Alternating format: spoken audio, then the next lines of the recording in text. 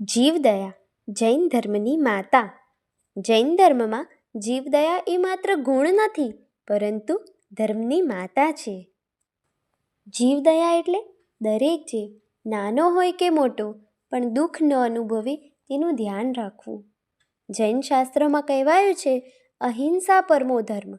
અહિંસા સર્વોચ્ચ ધર્મ છે. જીવદયા રાખવાથી મન શુદ્ધ થાય છે, કર્મ બંધન ઘટે છે અને આત્માનો માર્ગ ઉજ્જવળ બને છે.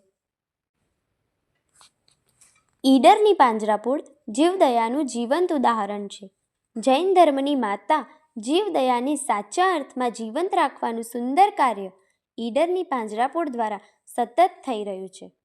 અહીં બીમાર, લાચાર, અપંગ અને ત્યજાયેલા જીવોને સુરક્ષા, સારવાર અને પ્રેમ મળે છે.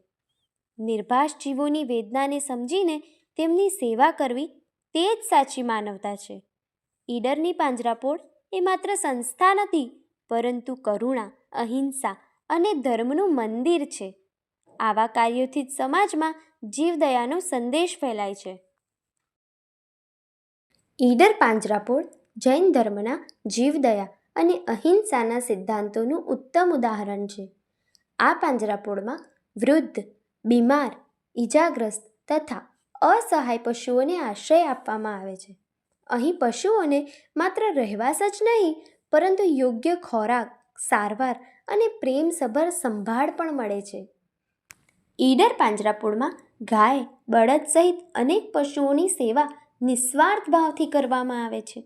સ્વયંસેવકો અને ટ્રસ્ટીઓ સતત પ્રયત્ન કરે છે કે દરેક પશુ માનભેર અને સુરક્ષિત જીવન જીવી શકે.